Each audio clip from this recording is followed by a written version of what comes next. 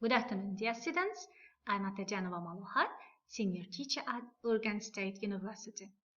Dear students, today at our lesson we will speak about summative and formative assessment. And also we will speak about characteristics of formative and summative assessment too. Formative and summative assessment are interconnected. They seldom stand alone in construction or effect. The vast majority of genuine formative assessment is informal with the interactive and timely feedback and response. It is widely and empirically argued that formative assessment has the greatest impact on learning and achievement. Formative assessment it is assessment for learning. Formative assessment, I will repeat it once more, pay attention. Formative assessment, it is assessment for learning. Assessment for learning. Taken at varying intervals throughout a course to provide information and feedback that will help improve the quality of student learning, the quality of the course itself. Formative assessments on different points of view. Formative assessment refers to the frequent interactive assessment of student progress to identify learning needs and shape teaching. It is a planned process in which the teacher or students use assessment-based evidence to adjust ongoing learning and instruction. All those activities undertaken by teachers and by their students in assessing themselves, which provide information to be used as feedback to modify the teaching and the learning activities in which they are engaged. So if we take here feedback, giving feedback. In my experience, I always ask my students to be able to give peer feedback, to each other. So in order to be able to give peer feedback, I ask them to take a sheet of paper. And to write all pluses and minuses of those students who are acting out maybe some kind of role playings at the blackboard, or maybe some kind of demonstrations of the project work or PowerPoint presentation or etc. It doesn't matter. It is when while one group is acting out their demonstration, the other students who are following them should take a sheet of paper and write down their pluses and the minuses in order not to interrupt, in order to correct their mistakes if there are any. Or to speak about their pluses and the minuses, they should write down them on their sheet of paper in order not to forget till the end. Then when those groups, or when those little groups finish their actings, their role playings maybe, or their presentations or any kind of demonstrations of some project works, I ask the other students who were following them to give peer feedback. And these feedbacks always help them to improve their speaking skills. All language skills can be improved by giving feedback. Critical thinking also can be improved, can be developed, and their pronunciation skills, also their grammar skills or speaking skills. All language skills can be improved by giving peer feedback.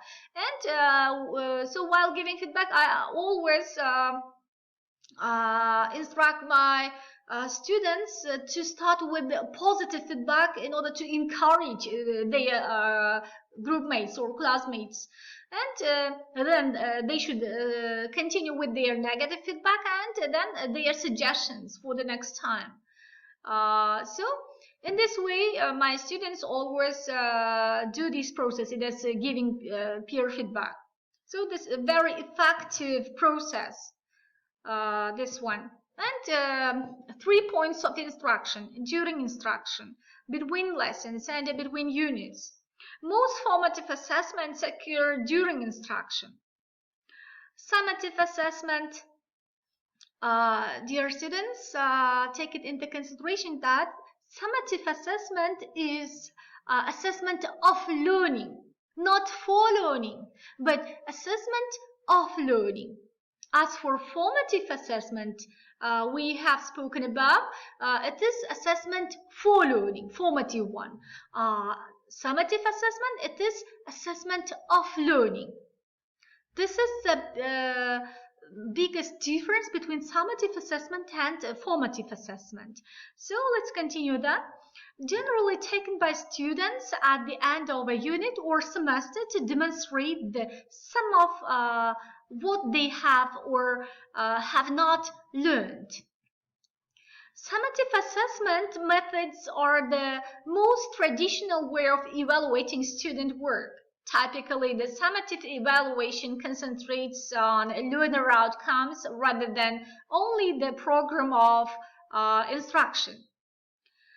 Summative assessment can be defined as a process that concerns final evaluation to ask if the project or program met its goals.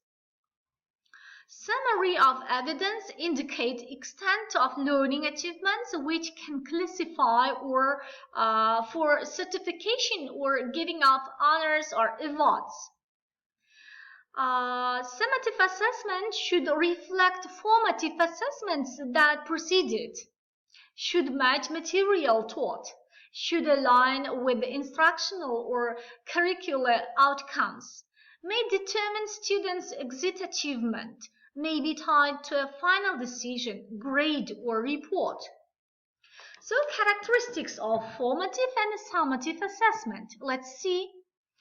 The first characteristics of formative and summative assessment is purpose. So the purpose of formative assessment is to provide ongoing feedback and adjustment to instruction. So the purpose of summative assessment is to document student learning at the end of an instructional segment. So another characteristics of them is when conducted.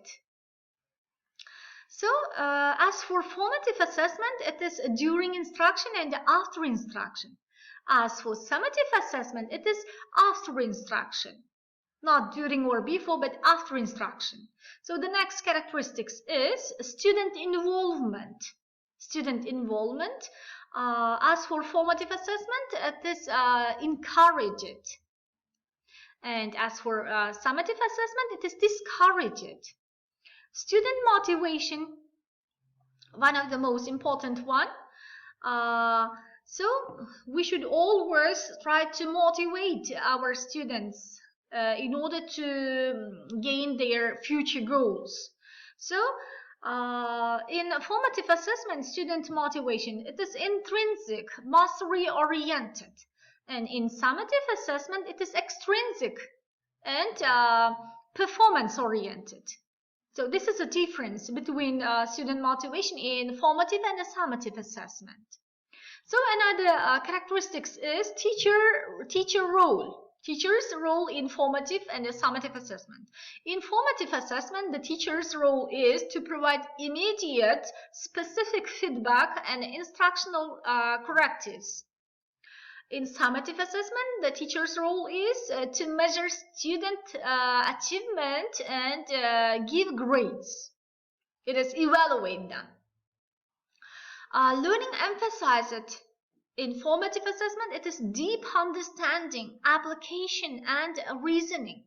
In summative assessment, it is knowledge and comprehension, level of specificity. In formative assessment, it is highly specific and individual. In summative assessment, it is general and group-oriented. Structure.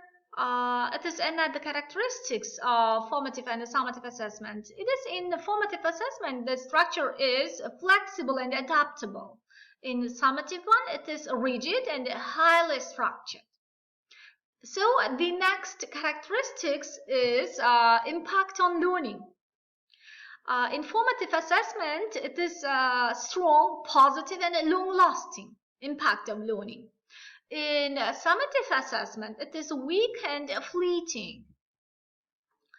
So here it is given the references, assessment of learning and outcome-based education in a textbook, and teaching excellence and educational innovation, and others. So dear students, this is the end of our today's lesson. Thank you for your attention, and revise the learned material and be ready for the next time.